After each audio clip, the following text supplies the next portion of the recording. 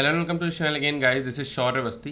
तो video start करने से पहले अगर आपने अभी तक एक्सेंचर ड्राइव की प्लेलिस्ट नहीं देखी तो do check it out. Also for more technical updates and job opportunities आप व्हाट्सएप चैनल ज्वाइन कर सकते हैं। तो आज की वीडियो में हम कवर करने वाले हैं 19 सितंबर 2024 में हम पार्ट 1 कवर कर चुके हैं, हम पार्ट 2 कवर करने वाले हैं जिसमें हम 3 प्रॉब्लम्स कवर करेंगे आज। ठीक है, पहले हम 3 ऑलरेडी कवर कर चुके हैं। So again a big shout out to all the contributors, क्योंकि ये सारी प्रॉब्लम्स मैंने कंट्रीब्यूशन फॉर्म से उठाई हैं। अगर आपको नहीं पता है कंट्रीब्यूशन फॉर्म क्या होता है तो आप स्क्रीन पे देख सकते होंगे, नीचे डिस्क्रिप्शन में मैंने उसका लिंक भी दे रखा है। तो रिसेंटली अगर आपका कोई भी ओए हुआ है या कोडिंग राउंड हुआ है तो आप अपनी प्रॉब्लम्स कंट्रीब्यूट कर सकते हैं, जिससे और भी लोगों की हेल्प हो सकती है। ठीक है, तो डायरेक्टली जंप करते हैं प्रॉब्लम नंबर 1 पे। तो प्रॉब्लम कुछ ऐसी है कि यहाँ पे 5x5 मैंने कर लिया है जो कि एग्जाम में आया था, बट यहाँ पे एक्चुअली n×n था। ठीक है, ये GFG की प्रॉब्लम है। तो यहाँ पे क्या है कि बोला गया कि n×n मैट्रिक्स है। ठीक है, पेपर में जो आया था यानी एग्जाम में जो आया था उसमें था 5x5 मैट्रिक्स है, बाकी सारे जीरोज हैं, एक 1 पड़ा हुआ है वहाँ पे। ठीक है, तो हमें बताना है कि हम कितने स्टेप्स में स्वैप कर करके 1 को सेंटर पे पहुँचा सकते हैं। फॉर एग्जाम्पल अगर यहाँ पे हम देखें और पॉसिबल मूव्स हम क्या कर सकते हैं वो भी देख लेते हैं। तो पॉसिबल मूव्स हम क्या कर सकते हैं कि हम किसी भी 2 कॉन्जिक्यूटिव रोज या 2 कॉन्जिक्यूटिव कॉलम्स में स्वैपिंग कर सकते हैं। फॉर एग्जाम्पल अगर हम यहाँ पे देखें तो यहाँ पे 1 है, हमको पहुँचाना है यहाँ सेंटर पे। ठीक है, तो हम कैसे कर सकते हैं, पहले हमने इन 2 कॉलम्स में स्वैप किया। ठीक है, तो हमारा क्या है, यहाँ पे 1 आ गया, यहाँ पे 0 आ गया, बाकी रोज तो 0 0 ही है। ठीक है, तो यहाँ पे 1 हो गया, यहाँ पे 0 हो गया, बाकी पूरी रो में कोई फ़र्क पड़ेगा नहीं। फिर हमने इन 2 कॉलम्स को स्वैप किया तो क्या होगा हमारा, तो यहाँ पे हमारा 1 आ जाएगा, यहाँ पे 0, यहाँ पे 1, यहाँ पे 0। अभी तक हम +1 2 मूव्स चल चुके हैं, हमने कॉलम्स को स्वैप किया। अब हम रोज़ को करेंगे। अब हम इन दोनों रो को अगर हम स्वैप कर दें तो क्या होगा, 1 हमारा नीचे आ जाएगा, 0 ऊपर चला जाएगा। तो 1 हमारा यहाँ पे आ जाएगा और 0 ऊपर, 1 यहाँ पे एंड 0 ऊपर। तो इसमें हमने क्या किया, इसमें हमने 2 रोज़ को स्वैप कर दिया। ठीक है, तो हमारा आंसर आ गया 3, यानी हमें 3 मूव्स लगेंगी।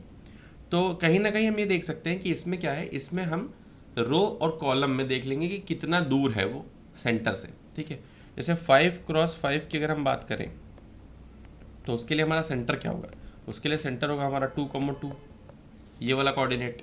तो हम चेक करेंगे कि हमारा 1 है उसके कोऑर्डिनेट्स और इसमें क्या डिफरेंस है। क्लियर, क्योंकि आप देख सकते हैं 1 2, जो रो की बात हम अगर कर रहे थे तो 2 का डिफरेंस है, कॉलम में कितना डिफरेंस है, कॉलम में 1 का डिफरेंस है। ठीक है, तो टोटल कितना हो गया, रो का डिफरेंस प्लस कॉलम का डिफरेंस, और वो हमारा आंसर रिटर्न हो गया। ठीक है, एक बार अप्रोच हम इसकी देखते हैं। तो अप्रोच में यहाँ पे क्या है कि find the coordinates of cell having 1 value. ठीक है, हमें उस सेल के कोऑर्डिनेट पता करने हैं जिसकी वैल्यू 1 है। एक्स वाई हमारे पास आ गए। ठीक है, फिर हम क्या करेंगे, फिर हम डिस्टेंस पता करेंगे सेपरेटली बोथ एक्सिस पे कितनी है, यानी डिफरेंस कितना है हमारा एक्स एक्सिस का, डिफरेंस कितना है हमारा वाई एक्सिस का, यानी रोज और कॉलम्स का। ठीक है, तो सेंटर हमारे पास क्या होगा, 2,2 होगा, यानी सी एक्स की वैल्यू भी 2 है, सी वाई की वैल्यू भी 2 है। ठीक है, तो हम एब्सोल्यूट डिफरेंस निकाल लेंगे दोनों में, फिर दोनों डिफरेंसेस को ऐड करके और उसी को हम रिटर्न कर देंगे, वही हमारा आंसर हो जाएगा। क्लियर है, यहाँ पे कोई बड़ा लॉजिक नहीं है, बहुत सिंपल क्वेश्चन है। क्लियर है, ओके। सो मूव करते हैं प्रॉब्लम नंबर 2 की तरफ। ठीक है, तो प्रॉब्लम नंबर 2 यहाँ पे क्या है कि बोला गया है कि 2 स्ट्रिंग्स गिवन है। ठीक है, और दोनों में ही अपर केस लोअर केस दोनों कैरेक्टर प्रेजेंट है। ठीक है, तो हमें केस से मतलब नहीं है। ठीक है, यहाँ पे लिखा है इर्रिस्पेक्टिव ऑफ केस, हमें केस को ध्यान में नहीं रखना और हमें बताना है कि लेक्सिकोग्राफिकली छोटी स्ट्रिंग कौन सी है। -1 रिटर्न करेंगे जो हमारी फर्स्ट स्ट्रिंग स्मॉलर होगी, +1 रिटर्न करेंगे जो हमारी सेकेंड स्ट्रिंग स्मॉलर होगी। ठीक है, काफ़ी सिंपल क्वेश्चन है। तो यहाँ पे क्या है, सबसे पहला काम हम क्या करेंगे, देखो यार जो स्काई वैल्यूज़ होती हैं उनसे हम कंपेयर करके चेक कर लेंगे। जैसे अगर हम एग्जांपल देखें तो A B C D, ठीक है, इनकी स्काई वैल्यूज़ एक इंक्रीजिंग ऑर्डर में होती हैं, तो हम कंपेयर कर लेंगे और हमें पता चल जाएगा कौन सा पहले आ रहा है कौन सा बाद में आ रहा है, तो हम उससे कर सकते हैं। बट यहाँ पे एक प्रॉब्लम ये है कि भाई हम डिफाइन नहीं कर पाएंगे, कंपेयर हम एक ही टाइप के करेक्टर्स को कर सकते हैं साथ में। ठीक है, तो हम सबसे पहले क्या करते हैं, हम सबसे पहले लोअर में कन्वर्ट कर देते हैं दोनों को। ठीक है, तो हमने लोअर केस में कन्वर्ट कर दिया दोनों को, तो हमारा ऊपर वाला क्या हो गया SHAURYA। ठीक है, और नीचे वाला हमारा क्या हो गया SAURABH। तो अब हम कंपेयर कर सकते हैं, हमारे पास 2 स्ट्रिंग्स है। ठीक है, अब अगर हम कंपेयर करें तो S दोनों का सेम है। ठीक है, फिर H देखें इसमें और इसमें A है, तो यानी ये वाली जो हो गई छोटी हो गई स्ट्रिंग, सॉरी ये 2 है, स्ट्रिंग 2 हमारी छोटी है, तो हम क्या रिटर्न करेंगे 1 रिटर्न करेंगे if second string is smaller. तो यहाँ पे क्या हो जाएगा रिटर्न 1 हो जाएगा। क्लियर है। तो हमें करना कुछ नहीं है, हमें बस लोअर केस में कन्वर्ट करना है, या आप अपर केस में कर सकते हैं, यानी पूरी स्ट्रिंग एक ही उसमें होनी चाहिए, ठीक है, दोनों ही। तो आपको दोनों को या तो लोअर में कर लेना, या तो दोनों को आप अपर में कर लेंगे और आप फिर रिटर्न कर देंगे अकॉर्डिंगली। अगर दोनों सेम आ रही है यानी स्ट्रिंग्स की लेंथ खत्म हो गई, ठीक है, और दोनों सेम है, तो हम क्या रिटर्न करेंगे, 0 रिटर्न करेंगे। क्लियर है, ओके। तो आगे मूव करते हैं प्रॉब्लम नंबर 3 पे।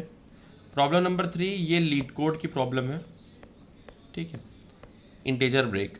इसमें क्या है, इसमें हमें थोड़ा दिमाग लगाना है। देखो इसमें क्या बोला गया कि हमको एक n इंटीजर गिवन है, ठीक है, और साथ ही साथ में बोला गया कि उसको कुछ ऐसे हमें ब्रेक करना है, ठीक है, कि हम k पॉजिटिव इंटीजर्स बना लें ब्रेक करके। फॉर सपोज अगर हम बात करें यहाँ पे 10 की, तो उसको हम कैसे ब्रेक कर सकते हैं, 2 + 2 + 2 ऐसे सब करके ब्रेक कर सकते हैं, ठीक है। और भी है, या तो हम 3 3 3 and 1 ऐसे ब्रेक कर लें, ठीक है। तो हम कोई भी कैरेक्टर उठा सकते हैं, ठीक है, उससे जो छोटा है, और हम समअप करके हमारा n बनना हो, तो हमको k पॉजिटिव कैरेक्टर्स लेने हैं, ठीक है, वेयर k जो है हमारा एटलीस्ट 2 तो होना ही चाहिए, ठीक है। ये नहीं है कि आपको 10 बनाना है तो आपने डायरेक्ट 10 ही उठा लिया, ऐसा नहीं करना है, ठीक है। And maximize the product of those integers. तो हमें क्या करना है, हमें ऐसे इंटीजर उठाने हैं, यानी एक सेट ऑफ इंटीजर जो समअप होके n बना रहा हो, और उन सारे इंटीजर्स का जो प्रोडक्ट हो वो मैक्सिमाइज करे, यानी वो मैक्सिमम, उससे ज़्यादा अगर उससे चेंज हम कोई भी आंसर लाएंगे तो हमारा मैक्सिमम प्रोडक्ट जनरेट नहीं होता, ठीक है। अगर मैं ये चीज़ हटा दूँ इसमें, ठीक है, कि हमें प्रोडक्ट मैक्सिमाइज नहीं करना, तो इसके मल्टीपल आंसर्स बन सकते हैं, जैसे मैंने अभी आपको दिखाया, जैसे मैंने अभी आपको दिखाया कि 10 के लिए 2 भी कर सकते हैं हम, 10 में हम 3 भी ले सकते हैं, 10 को हम ऐसे भी लिख सकते हैं 7 + 3, ठीक है, 10 को हम ऐसे भी लिख सकते हैं 6 + 2 + 2, ठीक है। तो ये कुछ चीज़ें हैं हमारी, बट यहाँ पे क्या है कि यूनिक आंसर जनरेट होगा क्योंकि मैक्सिमम प्रोडक्ट हमारा देना है हमको, ठीक है। तो एक बार देखते हैं क्या अप्रोच लगाएंगे। तो कहीं ना कहीं आपको दिख रहा होगा यार कि कहीं ना कहीं यार ये रिकर्शन से हो सकता है, ठीक है। डायनेमिक प्रोग्रामिंग का प्रॉब्लम है पिक नॉट पिक, यानी हमारे पास 2 चॉइसेस हैं, ठीक है। अभी आगे देखते हैं। फॉर एग्जांपल n = 2, यानी 2 को पिक करना है, तो 1 + 1 यही है हमारा एक सिंगल, ठीक है। फिर n = 3 है, तो 3 में क्या हो सकता है, या तो 1 + 1 + 1 हो जाए, ठीक है, या तो 2 + 1 हो जाए, या तो 1 + 2 हो जाए। तो करके देख लो, इसका मैक्सिमम प्रोडक्ट वाला 2 ही आ रहा है, ठीक है। 2 × 1 = 2, यानी मैक्सिमम प्रोडक्ट कितना है, 2। 10 के लिए हमारा कितना आ रहा है, 36 आ रहा है। इसकी हम बात करेंगे अभी, ठीक है, ठीक है। तो अगर हम डायनेमिक प्रोग्रामिंग अप्रोच इसमें लगाएं तो हम क्या करेंगे, अगेन हम पिक नॉट पिक का यूज़ करेंगे, ठीक है। तो हम सेम वही कि अगर हमको n बनाना है, फॉर सपोज n = 10 हमारा एक इनपुट है, तो हमको अगर n बनाना है तो हम क्या करेंगे, 1 से 9 तक किसी भी नंबर को हम यूज़ कर सकते हैं 10 को बनाने के लिए, ठीक है। तो हमने वही किया यहाँ पे। फॉर एग्जांपल अगर हमारे पास 10 है इनपुट में, तो हमने 1 to 9, ठीक है, किसी को भी हम पिक कर सकते हैं। तो हम 1 से स्टार्ट करेंगे, ठीक है। फिर हम हर एक एलिमेंट के लिए पिक नॉट पिक चेक करके देखेंगे, ठीक है। और यहाँ पे लिखा है कि हम any number of times pick कर सकते हैं, क्योंकि यहाँ पे कोई रेस्ट्रिक्शन नहीं है। हमें अल्टीमेटली क्या करना है, हमें अल्टीमेटली प्रोडक्ट को मैक्सिमाइज करना है। तो आप समझ रहे होंगे, जैसे कॉइन चेंज में क्या होता था, कॉइन चेंज में हम क्या कर रहे थे कि हमको कॉइन्स कलेक्ट करने थे और मिनिमम कॉइन बताने थे कि हम मिनिमम कितने कॉइन्स में, ठीक है, वो अमाउंट हम अटेन कर सकते हैं। तो इसमें हमें क्या बताना है, इसमें बताना है मैक्सिमम कितना प्रोडक्ट बन सकता है, ठीक है। तो सेम वही पिक नॉट पिक अप्रोच हम लगा के काम अपना कर लेंगे। हम स्टार्ट कहाँ से करेंगे, हम स्टार्ट करेंगे n से, ठीक है, और प्रोडक्ट हमारा कितना होगा, स्टार्टिंग में 1 होगा, ठीक है। फिर हम यहाँ से स्टार्ट करेंगे और इंडेक्स भी हम साथ में ले लेंगे, ठीक है। प्रोडक्ट हमारा 1 होगा, इंडेक्स हमारी कितनी होगी, ठीक है। इंडेक्स यहाँ पे नहीं है, यहाँ पे नंबर है, तो यहाँ से हम 1 से स्टार्ट करेंगे, ठीक है, जो कि हमारा नंबर होगा, और ये कहाँ तक जाएगा, 9 तक ही जाएगा, ठीक है। बेस केस बन जाएगा फिर। तो ऐसे करके कुछ हमारा डायनेमिक प्रोग्रामिंग का अप्रोच इसमें लगेगा। बट हम डीपी पे काम नहीं करने वाले हैं, इसमें हम थोड़ा मैथ्स का लॉजिक लगाएंगे और हमारा काम हो जाएगा, ठीक है। तो अब मैं वही चीज़ आपको बता रहा था, ये हो गया डीपी का, ठीक है। आप डीपी से करना चाहते हैं तो इसको बहुत आसानी से कर सकते हैं। ये रिकर्शन और डायनेमिक प्रोग्रामिंग की ही प्रॉब्लम है, ये उससे हो जाएगी, ठीक है। बट अगर हम थोड़ा सा मैथ्स लगाएं तो हम इसको और अच्छे से ऑप्टिमाइज कर सकते हैं। यहाँ पे आप देखिए, अब हम बात करते हैं इस एग्जाम्पल की। तो मैंने क्या बोला था कि n = 10 है अगर हमारे पास, ठीक है। तो क्या मतलब है कि 10 में हमको, ठीक है, 10 में हमें ऐसे k ब्रेकडाउन्स करने या k इंटीजर्स मान लो हमको निकालने हैं जिनका प्रोडक्ट मैक्सिमम हो। तो 10 को हम कैसे लिख सकते हैं, या तो हम लिख दें 2 + 2। आपके दिमाग में यही आ रहा होगा कि हम 2 को कई बार लेते हैं, सबसे मैक्सिमम वही जनरेट कर देगा, ठीक है। तो हमने 5 बार ले लिया 2 को, सम अप करके कितना बना रहे हैं, 10। इन सभी का हमने जब प्रोडक्ट लिया तो कितना आ रहा है हमारा, 32। 2 की पावर 5 कितना होता है, 32, ठीक है। 4 4 1 2, 16 × 2 = 32, ठीक है। तो अगर हम इसको ऐसे लें 3 + 3, ठीक है, +1, तो ये कितना हमारा जनरेट करेगा, तो ये हमारा कितना आएगा, 3 की पावर 3 कितना होता है, 27 + 1 दैट इज 29, ठीक है। और हम अगर यहाँ पे ऐसे कुछ कर दें कि हम 3 + 4 ले लें, ठीक है, तो आप देखो कितना आ रहा है, 3 3 = 9 प्लस इंटू 4 जो हम करेंगे तो हमारा आएगा 36, ठीक है। तो ये हमारा मैक्सिमम होगा और यही हमारा आंसर आ रहा है, ठीक है।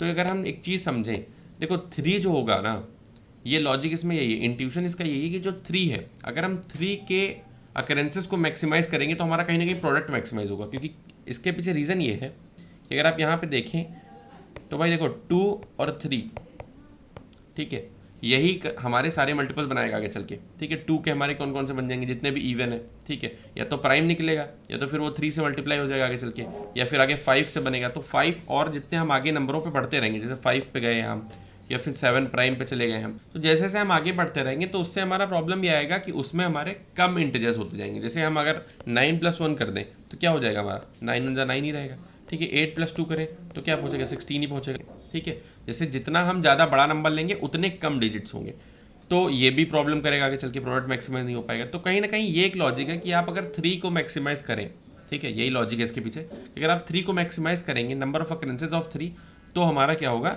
तो अल्टीमेटली प्रोडक्ट मैक्सिमाइज करेगा। बट यहाँ पे एक और प्रॉब्लम है, कैच ये है, जैसे 10 में क्या हो रहा था कि अगर हम 3 + 3 + 3 + 1 ले लें, ठीक है, तो हमारा कितना आ रहा है, तो हमारा 28 आ रहा है। बट अगर हम 3 + 3 + 4 ले लें तो हमारा कितना है, तो हमारा 36 आ रहा है।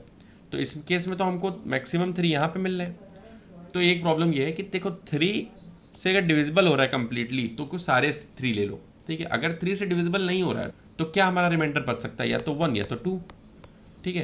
तो देखो अगर 2 रिमाइंडर बच रहा है तो किसी भी चीज़ में अगर 2 का मल्टीप्लाई करोगे तो वो अल्टीमेटली बड़ा ही करेगा उसको, ठीक है, 2 गुना कर देगा। बट 1 का कोई फर्क नहीं पड़ता, तो इसका मतलब 1 अगर कहीं भी आ रहा है तो उसको एलिमिनेट करना है। 1 को एलिमिनेट करने के लिए हम क्या कर सकते हैं भाई, एक 3 यहाँ से निकाल लिया, इनको ऐड करके अलग से लिख दिया, तो ये हो गया 3 3 4, ठीक है। इसको हम ऐसे भी लिख सकते हैं 3 + 3 + 2 + 2, बट वो हमारा मैक्सिमम जनरेट नहीं करेगा। आप देख सकते हैं 2 × 2 कितना होता है, 4, एंड वो हमारा कहीं ना कहीं मैक्सिमम प्रोडक्ट ही देगा। 2 × 2 कितना होता है, 4, और हमने डायरेक्ट 4 लिख दिया, तो बात वही है, उससे हमारा कोई भी फर्क नहीं पड़ने वाला। तो हमको ये चीज़ समझ में आ गई कि हम पहले तो निकालेंगे कि मैक्सिमम 3 कितने डाल सकते हैं हम, ठीक है। तो हम देखते हैं अप्रोच, ये जो मैथ्स वाली अप्रोच है, यहाँ पे देखो लिखा है कि 3 के अकरेंसेस को मैक्सिमाइज करो, अपने आप प्रोडक्ट मैक्सिमाइज हो जाएगा, ठीक है। तो क्या है भाई, अगर हम किसी भी नंबर को 3 से डिवाइड करेंगे तो जो हमारा रिमाइंडर होगा या तो 0 आएगा या 1 आएगा या 2 आएगा। 0 मतलब कंप्लीटली डिवाइड हो रहा है, ऑल 3, सारे 3s ले लो, ठीक है। अगर 1 आ रहा है उस केस में क्या होगा, उस केस में ये होगा कि हमारा जो क्वोशंट आ रहा है, ठीक है, उसको -1 कर दो, यानी एक एलिमेंट उसमें से माइनस कर लो और +4 कर दो। अगर 2 आ रहा है तो क्या हो गया, जो भी हमारा क्वोशंट आ रहा है +2 हो गया, क्लियर है, मतलब मल्टीप्लाई बाई 2 हो गया, क्लियर है। तो देखते हैं हम अप्रोच। तो सबसे पहले हम क्या निकालेंगे, सबसे पहले हम क्वोशंट निकालेंगे, यानी एक नंबर 3 से कितने टाइम्स डिवाइड हो रहा है, उसका रिमाइंडर निकाल लेंगे, ठीक है। तो यहाँ पे क्या है, अगर हमारा कंप्लीटली डिविजिबल है यानी रिमाइंडर 0 आ रहा है तो हम सारे 3 लिख देंगे।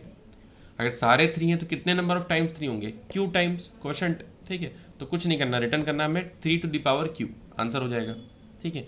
अगर हम दूसरा केस देखें, दूसरा केस ये है कि अगर हमारा एक रिमाइंडर बच रहा है तो इसमें हमारा क्या करना था, इसमें हमें क्वोशंट को 1 से कम करना है, क्योंकि हम एक 3 को किधर भेज रहे हैं, 1 के साथ, ठीक है। तो देखो 3 आया हमारा q टाइम्स, ठीक है, +1, तो हम इसमें क्या करेंगे 3, 3, 3, और ये हो जाएगा q - 1 टाइम्स, और प्लस यहाँ पे हो जाएगा 4, क्लियर है।